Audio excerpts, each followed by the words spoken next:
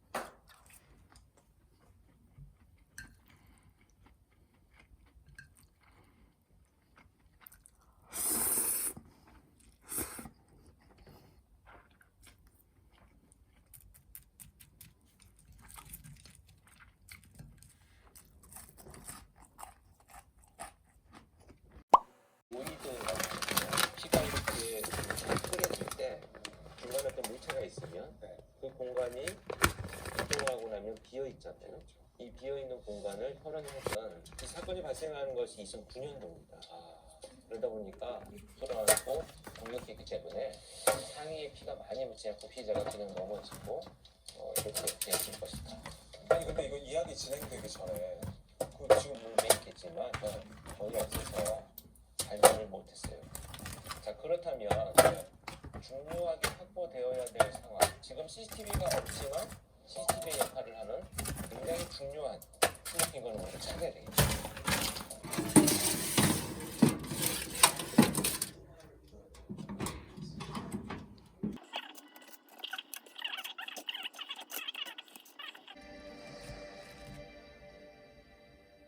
왠지 제가 지금 느끼면 이 교회를 다니는 사람일 것 같습니다. 피해자가 피해자에 대해서 알고 있고 이 시간에 교회 근처에 있을 것을 예측하고 가서 공격을 한 거죠.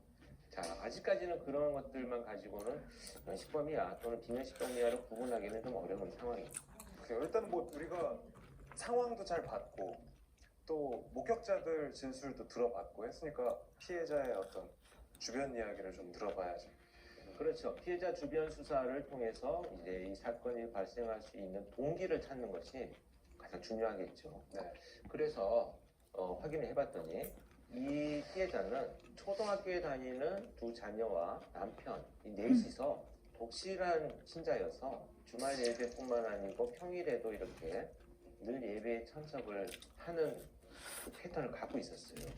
왜 혼자 있었어? 자, 근데 그날 이 여성은 당일날 지방에서 자기 업무와 관련된 세미나에 참석을 하고 늦게 도착을 해서